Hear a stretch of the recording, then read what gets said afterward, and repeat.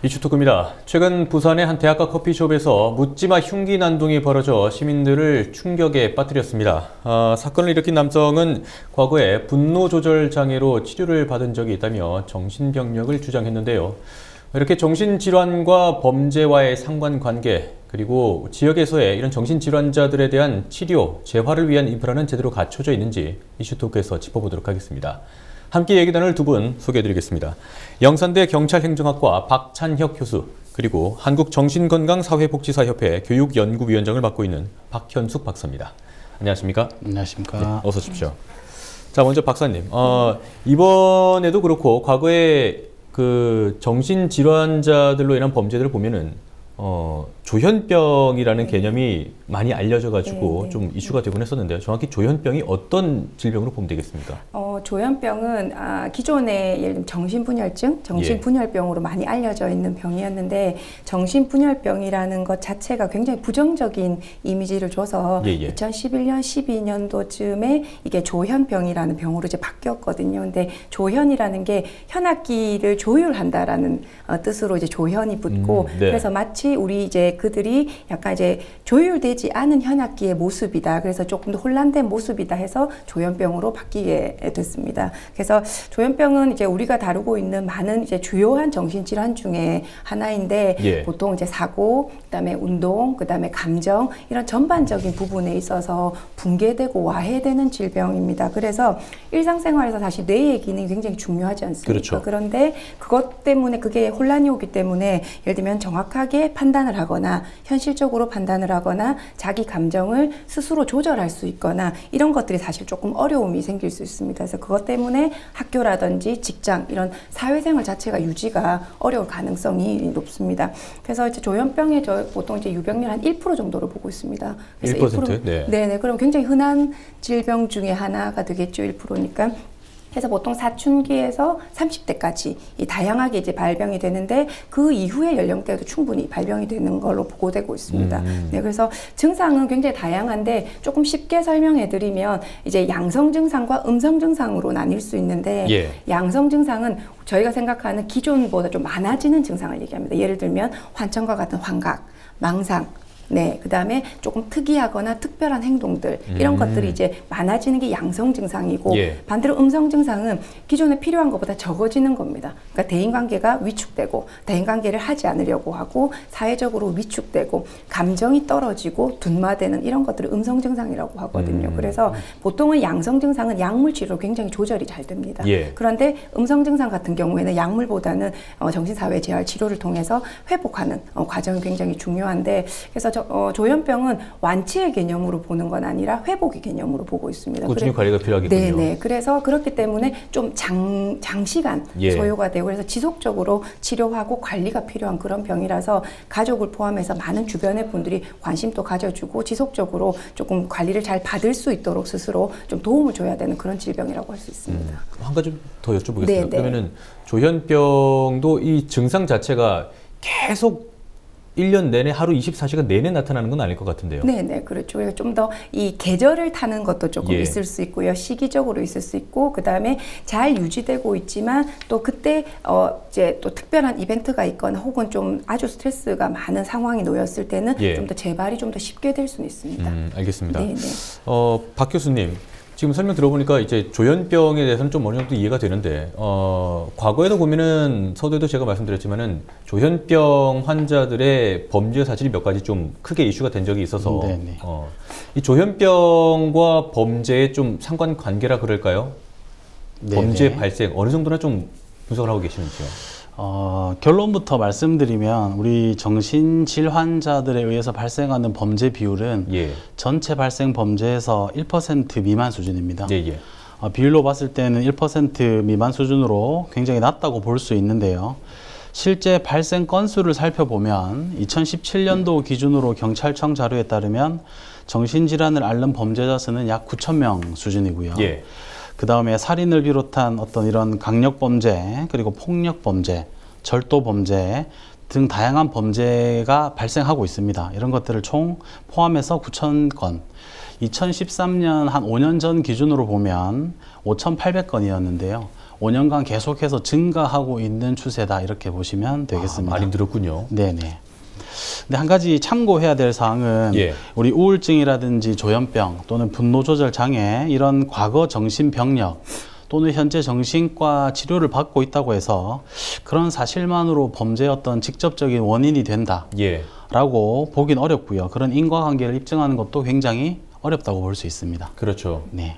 그게 아마 그 사건이 벌어질 때마다 그 항상 논란이 되는 부분, 그리고 이제 법원에서 이런 부분을 어떻게 판단할 것인가가 제일 좀 논란이 되는 부분이 아닐까 싶은데, 그러면은 말씀하신 것처럼 정신질환자의 범죄율 자체는 그렇게 낮진 않은데 재범의 개념으로 좀 본다면은 어떨까요? 네, 중요한 것은 정신질환자 재범률인데요. 우리 전체 정신질환을 가지고 계신 분들 중에 범죄를 저지르는 사람은 일부지만 이런 일부 정신질환자들에 의한 범죄 재범률이 65% 수준입니다. 그러니까 일반인 범죄자 재범률 47%와 비교한다면 20% 정도 높은 수준으로 이렇게 알 수 있고요. 이제 이것은 정신질환자가 범죄를 저지르는 것은 아닙니다. 그러나 범죄를 저질렀던 경력이 있다면 재범률은 상당히 높다라고 볼 수 있습니다. 유사한 행동이 반복해서 나타날 수 있다라고 또 이해를 할 수 있는 부분도 될 것 같은데, 그러면은 박사님, 정신질환자들의 범죄 재범률이 일반인에 비해서 높다라는 수치는 간과할 수는 없을 것 같은데요. 그만큼 사회에서의 관리라든가 치료라든가 뭐 재활이라든가 이런 시스템이 좀 잘 갖춰져 있어야 될 것 같은데 어떤 식으로 지금 관리가 되고 있습니까?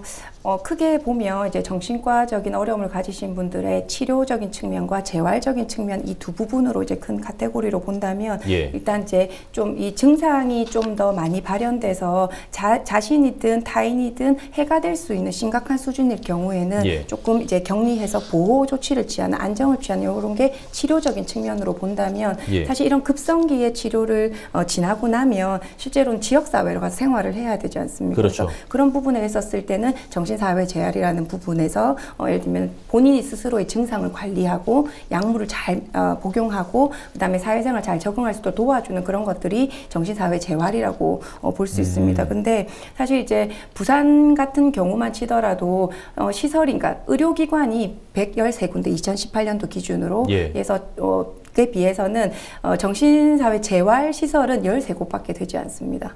정신질환을 치료할 수 있는 그런 의료기관은 113곳인데 재활 쪽에는 13곳밖에 없다. 그래서, 아주 적네요. 그래서 사실은 이제 이게 치료가 잘 안 되는 부분도 있지만 가고 싶어도 이미 포화 상태이기 때문에 가기 힘든 것도 좀 있을 수 있죠. 그리고 어떤 지역구, 예를 들면 동구라든지 뭐 중구라든지 사하구, 기장군 뭐 이런 곳은 아예 재활시설 자체가 없습니다. 그러면은 당장 그 재활을 하고자 하는 의지가 있으신 분들은 어떻게 해야 됩니까? 조금 먼 거리에 가시기도 하고요. 그다음에 본인이 치료받았던 의료기관에서 제공하는 재활시설을 이용하기도 합니다. 어쨌든 뭐 한계는 있겠지만은 그 정도로 만족할 수밖에 없겠군요.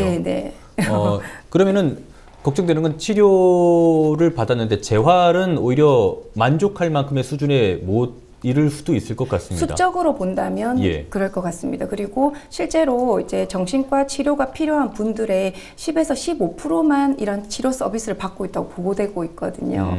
그렇기 때문에 여기에서 그래도 치료를 받고 재활시설을 이용하시는 분들 같은 경우에는 그래도 서비스에 대한 만족이라든지 지속이 필요하다고 어느 정도 가족이 동의를 하고 본인도 동의한 분들이 많이 있으신 거죠. 그래서 그러나 그 이외의 분들이 사실은 조금 더 걱정이 되거나 우려되는데 그렇다면 지역사회에서 이런 재활시설에 관련된 시설이 좀 확충이 많이 되어야 된다고 저는 생각을 하거든요.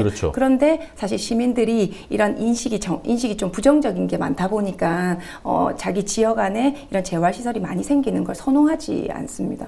그래서 좀 더 한계에 있는 것 같고 그래서 이제 그 정신건강복지센터라고 이제 구마다 지금 설치가 되어 있습니다. 거기에서도 중증 정신질환자를 이제 관리를 하고 있는데 근데 실제로 거기에서 모든 시민을 대상으로 하기 때문에 이 중증만 담당하시는 분이 이 모든 모든 뭐 상담이든 자살 예방이든 그렇죠. 아동이든 다 해야 되기 때문에 사실 한 명당 30명에서 40명 정도의 케이스가 있습니다. 그래서 굉장히 세심하게 섬세하게 이들을 관리하는 데는 조금 한계가 있다고 좀 보여지고요. 그리고 우리가 중증 정신장애인으로 등록을 해서 관리를 한다 하더라도 지금 현재 저희 이제 그 등록법에는 1년 정도의 정신과적인 진료를 받는 게 전제 조건이 되어 있습니다. 네, 그러면 1년 정도를 충분히 받지 않는 만약에 환자분 같은 경우에는 장애인 등록이 되지 않는 거죠. 그럼 오히려 거기서 또 이제 한계점이 발생할 수도 있다고 보여지는 거죠. 박 교수님, 지금 정신질환자 우리나라는 이렇다 치고 해외에서는 어떤 식으로 좀 관리가 되고 있습니까?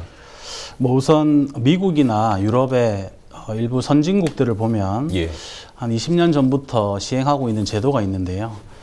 사람을 해친 전과가 있는 정신질환자에 대해서는 의사나 전문 인력이 그 정신질환자의 자택을 방문해서 상담을 하고 관리를 하는 그런 제도가 있습니다. 그리고 이를 교부하는 경우에는 뭐 약물이라든지 주사제라든지 이런 것들을 투약할 수 있도록 강제적으로 법제화되고 있고요. 보호자가 없더라도 정신질환자가 계속해서 치료와 관리를 받을 수 있도록 지원하고 있는 이런 좋은 사례가 있습니다. 뭐 한 가지 영국 사례를 말씀드리면 영국에서는 잠재적으로 위험한 범죄자들에 대해서 서로 정보를 기관 간에 교환을 하고요. 위험을 관리하기 위해서 뭐 경찰, 교정기관 또는 뭐 교도소 이런 유관기관들이 공식적으로 협력 체계를 구축하고 있습니다. 이런 기관들이 협력 체계를 통해서 어떤 폭력 범죄자나 성범죄자들에 대한 출소 이후의 관리 또는 정신병원이나 법에 의해서 강제적으로 입원 명령을 받은 사람 또는 범죄를 저질렀지만 정신 이상으로 인해서 무죄 판결을 받은 사람 이런 사람들에 대한 관리를 공식적으로 하고 있거든요. 그래서 이런 사례는 우리가 도입을 검토하면 좋은 제도가 되지 않을까 이렇게 생각을 하고 있습니다. 20년 전부터 이미 그렇게 시행을 하고 있다는 거는 그만큼 이 정신질환과의 범죄와의 이런 좀 연관성이나 이런 부분에 대한 연구가 그만큼 많이 됐다고 볼 수 있겠네요. 네, 정신질환을 앓고 있는 사람들을 위험의 대상으로 보기도 하지만 그분들을 사회에서 치료를 하고 함께 관리를 해줘야 되는 대상으로 치료와 재활의 대상으로 보고 있기 때문에 적극적으로 아마 정부 차원에서 관리가 되고 있는 것으로 알고 있습니다. 그러면 우리도 좀 법적인, 제도적인 부분을 좀 보죠. 우리도 정신질환자들의 상태가 위중해서 혹시나 본인 혹은 타인들에게 좀 해를 끼칠 수 있는 가능성이 있다라고 보여질 때 뭐 제도적으로 어떻게 좀 말씀하신 것처럼 격리라든가 이런 것도 가능하지 않습니까? 네, 우리 예를 들어 경찰 단계에서 현장에 출동했을 때 상황이 급박해서 그 해당 정신질환이 의심되는 사람을 발견을 하게 되면 경찰 단계에서 독자적으로 할 수 있는 건 아니고요. 정신과 의학 전문의 의사 한 사람 이상의 반드시 동의를 받아서 긴급 입원을 할 수 있는 제도가 있습니다. 그러나 그 기간이 3일에 불과하고요. 그게 근본적인 어떤 격리 조치 또는 강제 조치라고 보기 힘들기 때문에 뭐 예방이나 사전적인 제도가 별도로 있다라고 보기는 어려운 상황입니다. 그러면은 일례로 이번처럼 범죄를 저지르고 이제 본인이 내가 정신병력이 있다라고 얘기를 했을 경우에 이럴 경우에는 어떻게 좀 참작이라든가 어느 정도 영향을 미칩니까? 그래서 이 모든 범죄에서 범죄자들이 정신적으로 문제가 있다거나 과거에 정신과 치료를 받았다라고 하는 여러 가지 근거라든지 자료를 본인이 제출하는 경우도 있고요. 또는 본의 아니게 알려지는 경우가 있는데 이렇게 알려지게 되면 그 범죄의 심각성이 마치 그 정신질환으로 인해서 책임감이 없어지는 것으로 이렇게 시민들이 인식을 하기 때문에 굉장히 어떤 그 반대하는 그런 입장들을 많이 보이고 있는데 여기에 대해서 아직 구체적인 어떤 입장이 있는 건 아니죠. 예를 들어 판단은 법에서 하기 때문에 그것을 어떤 심신미약이라든지 또는 감경 사유라든지 이런 것들은 사법부가 판단을 하기 때문에 우리가 지금 공식적으로 뭔가 확인하는 것은 조금 어려움이 있습니다. 모든 사례를 또 한 가지 기준을 맞출 수도 없을 거고요. 박사님, 앞서 소대도 말씀드렸지만은 사실 이런 사회적 이목을 끄는 큰 범죄가 발생하고 거기에 정신질환자가 가해자든 어떻게든 연루가 돼 있을 때마다 비판적인 인식, 나쁜 인식을 보기 마련인데 교수님도 말씀하셨지만은 정신질환자가 잠재적인 범죄자다라고 판단하는 곳조차 우리는 좀 피해야 되지 않겠습니까? 이런 좀 인식에 대해서는 어떻게 보시는지요? 사실 이제 저는 이제 정신건강 전문 요원인데요. 그래서 굉장히 저는 이제 정신장애인들을 많이 만나는 사람의 한 사람으로서 굉장히 그 피해자분들의 입장을 사실 그거는 뭐 더 안타까운 일을 의심할 여지가 없지만 사실 상대편에 그런 어떤 가해를 가하신 분 이외에 많은 정신장애인들이 실제로 저희한테 와서 굉장히 힘든 부분을 호소하기도 하거든요. 이런 사건이 한번 일어나고 나면 언론에서도 자기네들을 보는 안 그래도 시각 자체가 굉장히 이제 왜곡될 수 있는데 본인들이 더 거기에 대해서 위기의식이나 두려움을 느껴서 오히려 바깥으로 나오지 못하게 되는 그런 경우도 생각보다 많이 있습니다. 앞서 제가 말씀드린 것처럼 음성 증상은 굉장히 이제 오랫동안 지속되기 때문에 이 음성 증상은 대인관계나 혹은 사회생활 자체가 어렵게 만드는데 이러한 언론이 한번 이렇게 일어나기 시작하면 밖으로 더 나오기가 어렵게 만듭니다. 그러면 오히려 더 방치돼서 지낼 수 있다고 보는 거죠. 그래서 그렇기 때문에 오히려 저는 언론에서도 이러한 부분에 그냥 관심 끌기식의 보도보다는 이분들에 대한 좀 이해를 좀 더 전제로 한 그런 다각적인 또 보도도 좀 필요하고 그래서 저는 국민들이 이 조현병에 대해서 우리가 감기든 암이든 굉장히 이제 잘 알고 있지 않습니까? 그래서 그분들을 기피하지는 않지 않습니까? 그런데 조현병을 가지거나 정신장애를 가지신 분들에 대해서는 좀 왜곡된 시선으로 많이 보는 것 같고 문제를 일으키는 사람으로 많이 보기 때문에 저는 이러한 인식 자체가 저희가 아무리 캠페인을 하고 편견 극복을 하더라도 이 언론에서 이런 사건이 한번 일어나고 나면 사실 저희가 노력했던 부분이 사실 좀 물거품이 되는 것은 되게 안타깝기는 한데 오히려 그런 언론에서의 좀 정확한 보도도 저는 좀 더 필요하다고 생각을 하고 그런 것들이 결국은 우리 시민들이 이들에 대해서 좀 보호망이 돼줄 수 있는 저는 그런 사회적 분위기가 좀 더 필요하다고 생각하고 굉장히 좀 누구든지 간에 사실 우리 범죄자도 그렇고 우리 사회에서 좀 보호가 필요한 분들이 되게 많지 않습니까? 그래서 그런 분들에 대해서 우리 나라 사람들은 나만 아니면 돼, 내 가족만 괜찮으면 돼라고 하는 것보다는 어떻든 우리가 이 지역 사회에서 끌어안고 포용해서 같이 갈 수 있는 이런 분위기를 만들어주는 게 저는 굉장히 중요하다고 생각합니다. 알겠습니다. 이거는 교수님께서 좀 여쭤보죠. 뭐 다들 의견은 공감은 하고 있는데 사실 잠재적 범죄자로 그렇게 치부할 수는 없는데 또 그렇다고 이런 정신질환 전력이 있고 명백하게 그런 또 다른 범죄를 저지를 수 있는 가능성이 드러나 보이는 사람을 또 어떻게 제도적으로 규제를 하는 것도 또 필요하단 말이죠. 이런 부분에 대해서 우리는 좀 어떤 시각으로 봐야 될까요? 우선 우리 정신질 환자는 잠재적인 범죄자다라고 하는 그런 인식을 시민들이 가지고 있는 건 사실이고요. 이런 어떤 인식을 전환하기 위해서 언론의 어떤 영향력도 있지만 실제로 이렇게 범죄를 저지른 사람에 대해서 아까 얘기했다시피 형사사법에 있는 기관들이 마땅히 할 수 있는 어떤 방법이 없습니다. 그리고 가장 중요한 건 일선에서 경찰관들이 현장에서 뭔가 법을 집행하거나 그런 분들을 대처할 때 정신질환자인지 아닌지 여부와 관계없이 현장에서 판단도 힘들지만 기본적인 사실조회도 하기 힘들기 때문에 이런 어떤 제도적인 비비점이 빨리 보완이 되어야 될 것 같고요.